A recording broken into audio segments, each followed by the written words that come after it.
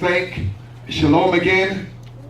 And this is Hallelujah. I am Pastor Reggie from Power Pack Ministry, prophet in Israel, that come to bring a message to the listening audience and to the house of Power Pack Ministry. I just want to take the time to welcome you into the service with us today, that the word of the Master will go forth with power and with strength. And that you who are listening will take it and will use it for your life. And let it be a guide and a strength unto you. In the Master Yahoshua's name. Join with me right now as we travel on an expedition. And we're going to start in the book of Romans.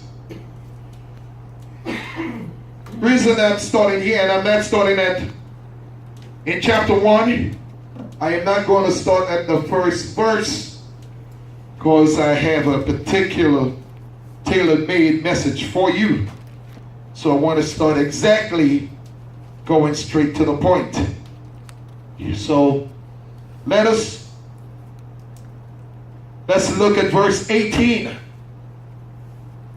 In verse 18 he said, "For the wrath of Elohim is revealed from heaven against all wickedness and unrighteousness of men who suppress the truth in unrighteousness." So starting off with this verse right here, it said that wicked man has suppressed the truth. That means it was once been brought to them. In order for you to suppress something, you must have it in your possession. In order for you to suppress the truth, you must know the truth. There are people that have the truth and the information, truthful information from the word, but reject the word of the Master.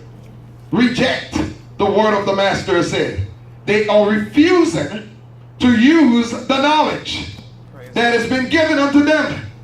They are refusing to operate in the truth. And they are rejecting the knowledge of the Most High. And because of that, he says that, they are wicked. Wicked men and wicked people who refuse the truth and suppresses it. Then it goes down and it says, because that which is known of Elohim is manifested among them, for Elohim has manifested it to them. See, he spoke his word. He brought clarification of his word. Did not come and give us only parables of his word, but he spoke in clarity. He said he made it known unto us that which has been visible and invisible, that which was created on earth and what was in heaven, which he did not have to expose to us, but he brought his knowledge to us down here on planet earth, so we can, come on board with him, so we can follow with his example and his instruction. Hallelujah. This is what he says. He said, since the creation of the world, his invisible qualities have been clearly seen. He has not been hiding anything. He's been bringing it to our attention. Things in heaven and things on the earth. He said, being understood from what has been made, both his everlasting power and mightiness, for them to be without excuse. Let us meditate on this word here for a minute. He said for them to be without excuse.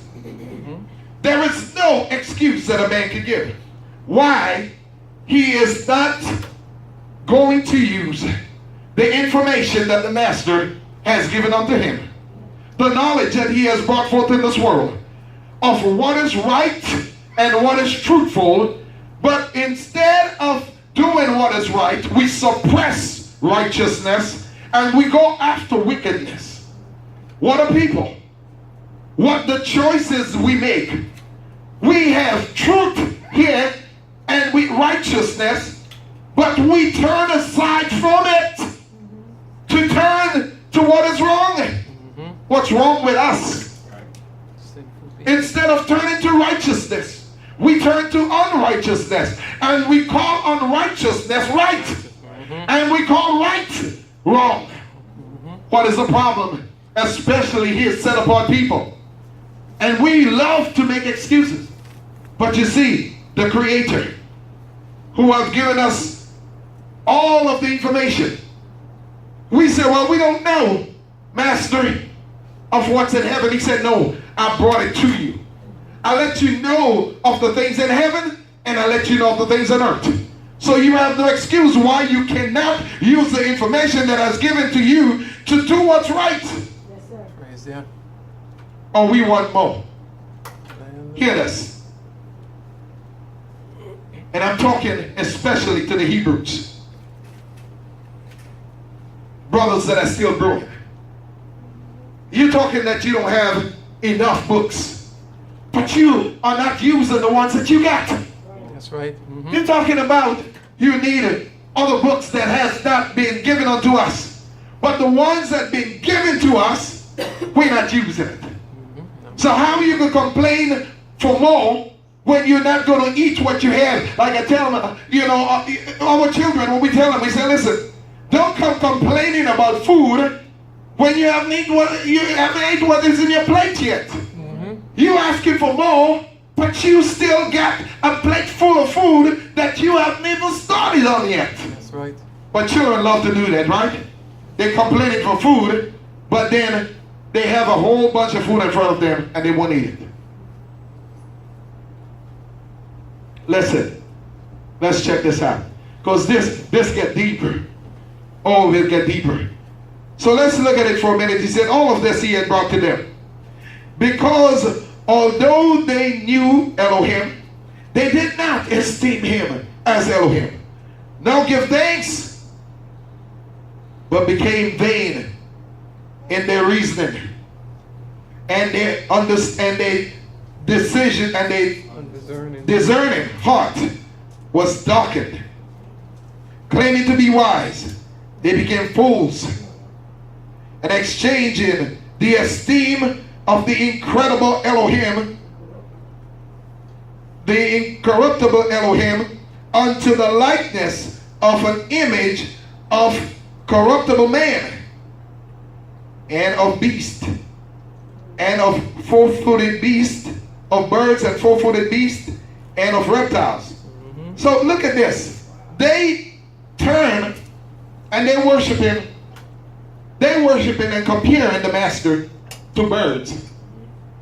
Or we gotta have an eagle for our symbol, and it represents strength and it represents the master, and they're gonna put him as a bird, as an eagle, and then they represent him as a fish. So we're gonna put the fish on the car because of his representation. That's who he is. He's a fish. And we're gonna put him on the car. He's a fish. Or we're gonna put him around our neck with a cross because he's on it. Let me tell you something. Listen. If you has been hanging our people on a noose, which you have, should I drive around my car with a noose in it? That's right. Should I walk around with a noose in my neck because that's what you hanged us on a tree with? So why should I walk around with a cross in my neck? And that's what you're hanging. Or what you said that you crucified my Messiah on, which we know he was a mistake.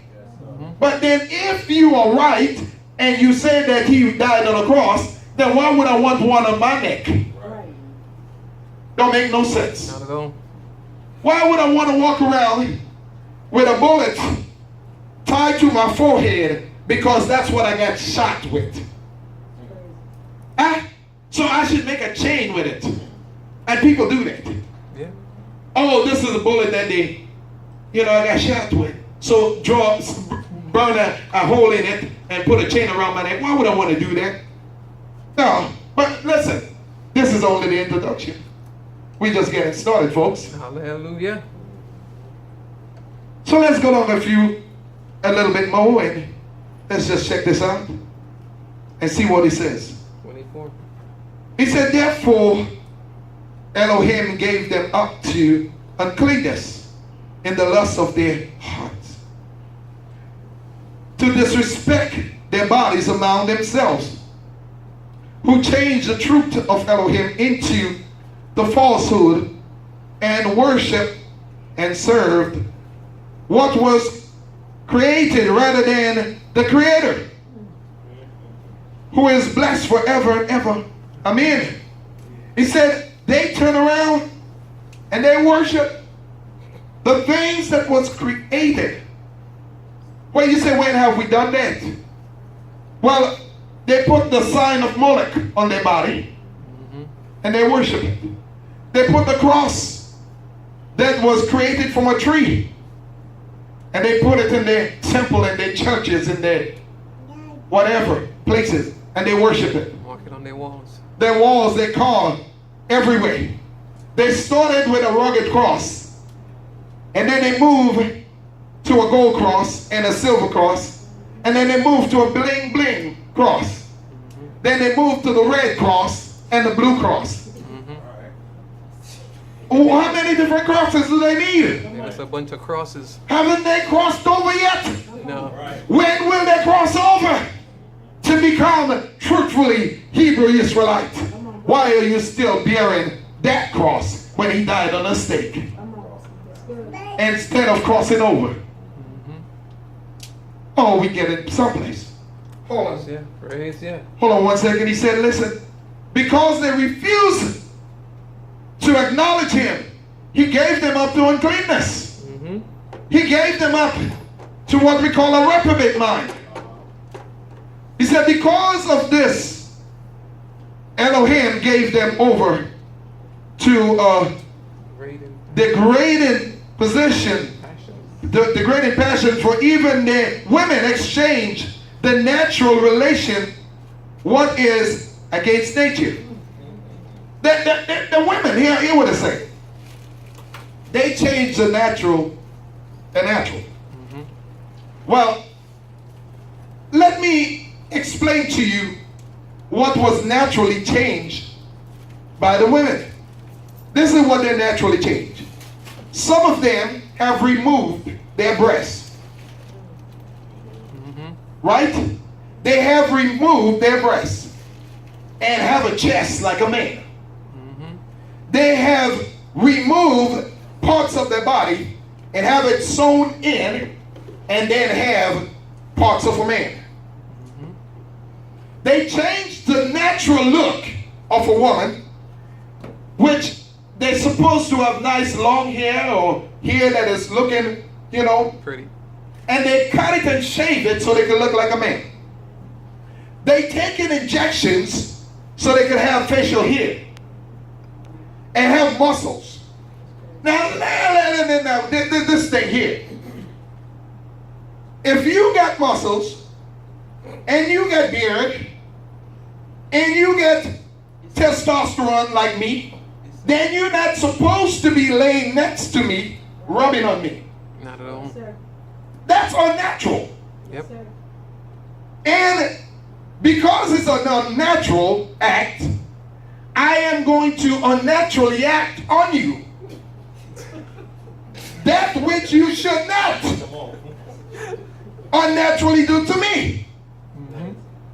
So I am going to make sure that I get a natural carving tool and remove your unnatural behavior, so you won't have to use that again. And I naturally believe that. I'm naturally telling you that. You want to try that with me? I am definitely going to help you change your image.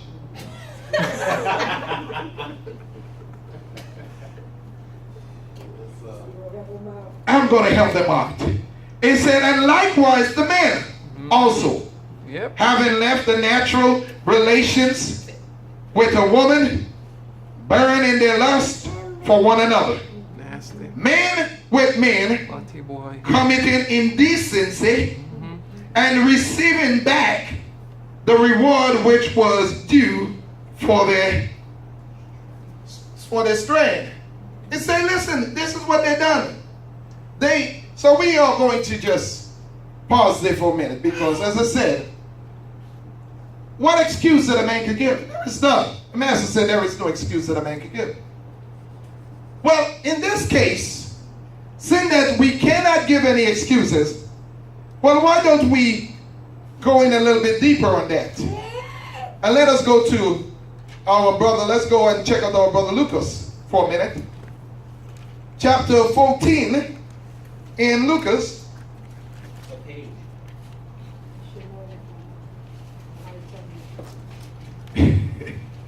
You're going to have to look through the glossary and find that. The table of contents and find that. So let us go in and we want to get through this very quickly. It's a lot of reading here, but we want to get through this quickly because, this is some powerful stuff. And it came to be chapter 14. Did I tell you that? Chapter 14? And it came to be, as he went into the house of one of the rulers of the Pharisees to eat bread on the Sabbath, that they were watching him closely. And seeing there was a certain man before him suffering from dropsy. And Yahoshua, responding, spoke to those, it said, learning in the Torah and the Pharisees, saying, is it right to heal on the Sabbath? Now, you have students, you have people that is astute in the word, asking a dumb, silly question like that. Should you do healing on the Sabbath? So, why shouldn't you heal somebody on the Sabbath when the Sabbath was given for us to do good on the Sabbath? Why shouldn't it be something that you embrace when you are performing miracles in His name on His set-apart day? That's right. Why wouldn't He accept that? That's a dumb question. That is really foolish for you to be a student of the Word, an astute person of the Word, a scholar of the Word to be in fact, and then to ask you a question, should we heal on the Sabbath? Because you're looking for excuses, because you're looking for ways to entrap Him. So should we heal on the Sabbath? Should you eat on the Sabbath? Or should you breathe on the Sabbath? It said, so he asked them, he said, but they were silent. Oh, well, let's go, we missed something. It said, saying, is it right to heal on the Sabbath? But they were silent. So, taking hold of him, he healed him and let him go. And to them, he said, which of you, having a donkey or an ox that has fallen into a pit, shall not immediately pull him out on the Sabbath day? Now, that's their transportation. Mm-hmm. The donkeys, the camel, the mules, is what they use for different transportation. You got Cadillacs, Mercedes-Benz, you got Toyota and Hondas, and you know, all these other name brands of vehicles. Now, if you had a flat tire on the Sabbath, would you not fix it? Or would you say it's Sabbath, so I'll just leave my car here and I will walk home? But then the word said that you should not walk more than a Sabbath mile. So what are you going to do? You're going to walk a mile and you're going to go to somebody's house and say, listen, my car broke down, so I need to come and spend the night with, or stay here until Sabbath is over? Or then should you fix your car and move on? Now, you have a donkey, or somebody else's donkey. Donkey fell down into a ditch. You just heartless, just evil, see the thing is struggling, knowing it's going to die in a few minutes. It's going to be dead in the hole. But you're going to leave it there and say, well, you know, it's Sabbath. I got to go my way. Make no sense, right? Let's roll. Let's go. We tried to move on quickly to get to a point. It said, verses 6, right? Yes. And they were unable to answer him regarding these matters. And he spoke a parable to those who were invited. When he noted how they chose the best place, saying to them, when you are invited by anyone to a wedding feast, do not sit down in the best place, lest one more distinguished than you be invited by him, and he who invited you and him comes and say to you, give this one place, and then begin with being with shame to take a lesser place. So he said, now, check this out. He said, listen, when you go someplace, because people like to do that, right? Mm-hmm. They want to feel important. So they go into, you invite them someplace, but he said this is how you should react. This is how you should act. You shouldn't come up to the front because somebody invites you, just rush all the way to the front. Oh, wait a minute. We invite you, so you just come all the way to the pulpit and take a seat. Okay. Well, you invited me. He said, no, don't do that. Unless somebody else is more noble than you, and they say, get up from there. You can go sit in the back. And then you all feel so shameful, and you know, that's not a good feeling. So learn what he's saying. He said, take a back seat. But there are spiritual lessons in that. There are spiritual lessons in that. Wait for the master to raise you up. Mm-hmm. Don't appoint yourself to position. Don't appoint yourself into position that he didn't appoint you to. That's right. Wait until he raises you into the position, or else he'll have to sit you down. Mm-hmm. So we're going to move on quickly here. What verse we? I believe that we are in verse 11 now. Oh no, we're in verse 10. He said, rather when you are invited, go and sit down in the last place, so that when he who invited you comes, he shall say to you, friend, come up here. Then you shall have esteem in the presence of those who sit at the table with you. For everyone who is exalting himself shall be humbled, and he who is humbling himself shall be exalted. Well, I mean, that's explanatory, right? He that want to be and have a big name, he said, and don't have the position, he said, will be humbled. But he that, humble himself, when the position is made available, he will give it to him and raise him up. Now, that is a better lesson, right? Right. To humble yourself, wait for the master to recognize the gifts and the talents in you, raise you up, then to you putting your chest up. You're so important. You're so knowledgeable. And you're going to stop. Well, I'm going to stop my ministry because I got an anointing. I'm going to pastor my people. And a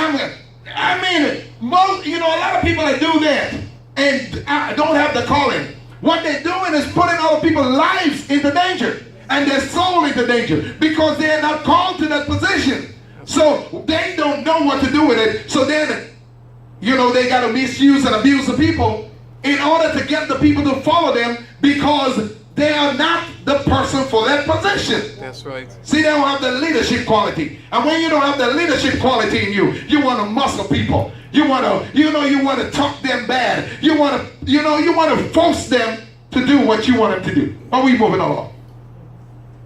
We get in there. So here he says, Only help me with the verse now. Verse 12. And he also said to him whom invited him, when you give a dinner or a supper, do not ask your friends, nor your brothers, nor your relatives, nor your rich neighbors, lest they also invite you back, and you are repaid. Now, I mean, you would say, well, that'll just make a lot of sense. It don't make a lot of sense because when I have a birthday party, not me, I'm just saying, people that do celebrate birthdays, when they have a birthday party, they think in their mind, I need to invite important people to my birthday party. Because if I invited important people to my birthday party, as a matter of fact, when they have a birthday, they'll invite me too. So if I invited them into my party, guess what? At that time when they have a party, they're going to invite me. And I'm going to get good gifts. Well, let me show you something that's other thing that people do. When they're getting married, they go out and they make a list, a long list. Now you ain't got all that money. And you're going into debt. You ain't got all that money to have the big old wedding. But in your mind, you thinking, if I have a big wedding, I'm going to have a lot of gifts. And you end up with 20 toasters, and you have 15 pressure cookers and crock pots, right? And you hate the gifts. You hate what the people bring to you because you don't spend all this money. And they went to Walmart and bought you a gift, and they went to the dollar store and they bought you some gifts. And you don't spend thousands of dollars on your wedding, and you hate it. Well, that's what you're looking for, right? You're looking for somebody to honor you. You're looking for somebody to, to bless you like you bless them. But you're not supposed to look for somebody to bless you because you bless them. You're just supposed to give. And don't expect back in return. Exactly. Just give it. But no, they go out and invite the nobles. But when you give a feast, invite the poor ones, the crippled ones, the lame ones, blind ones. Oh man, invite Stevie Wonder. Maybe Stevie got some money. He said invite the blind ones, right? The lame ones. Well, let me tell you what's happening here. And you shall be blessed because they do not have to repay you, for you shall be repaid at the resurrection of the righteous. That's right. Let me explain this for a minute.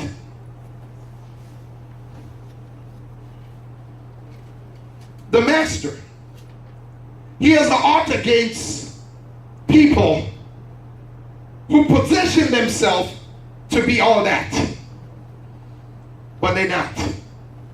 He have a problem with people who claim that I am righteous, but when it comes to be righteous or walk righteous or give righteously, they can't. That's right. But they're righteous. They could speak out of their mouth, but out of their actions, they do nothing. Righteousness is not just a state of being. It is an active part of your lifestyle of worship unto the Master. By obeying his commands and his statutes. By walking in his precepts and fulfilling his commands. Hallelujah. Not just saying, well, I'm righteous. Look how well I can sing. Well, I'm righteous. Look how well I can quote scriptures. I'm righteous. Look at, I'm pointing this. Well, I'm better than you. And I'm better than that. And I'm praying louder. And I could quote so many other scriptures. And you can't. So I'm righteous. Yep. He said, no. Don't be that way. And don't just go out and get all the noble people. He said, but if you get the poor, if you get the lame, the people that can't give back to you, right. The people that you can't, you can't go back and say, well, okay, I know this person working and they got a job. So guess what? I know today they're going to pay a big tithe. I know today they're going to give a big offering. You can't think that way. You got to think about, well, I got to reach out to the people that have needs. I got to reach out to the world. I got to reach out to those that are crippled. I got to reach out to those that are blind. I got to reach out to. Yes, sir. If all we do.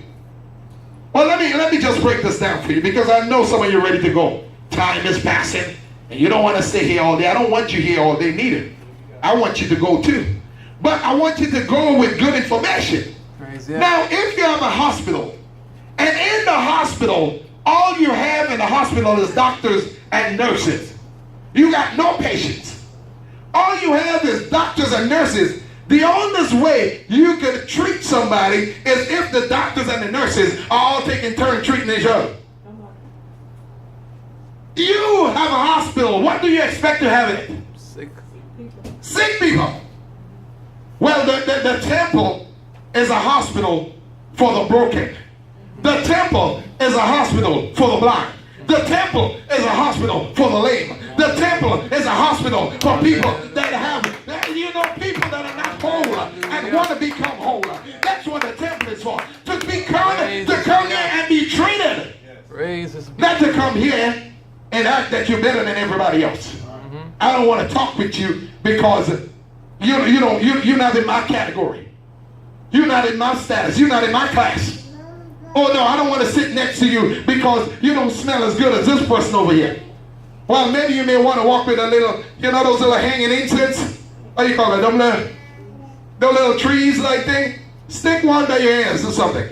If the person next to you not smelling so good, just hang one on your ear or somewhere in the seat and just deal with it.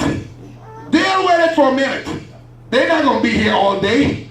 They're going to only be here for a few hours. And then when you get a chance, with a nice, respectful way, buy them a bunch of soap and some toothpaste and some deodorants or something. Don't hurt their feelings. Just do it nicely. Maybe they didn't have these things. Nicely? Yeah, do it respectfully. And we get it there. Give me a few more minutes. I want to talk to you for a few more minutes. A few more minutes with this.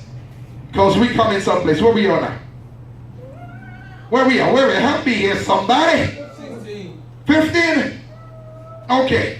It said that when one of those who sit at the table with him heard this, he said to him, "Blessed is he who eats bread in the reigns of Elohim."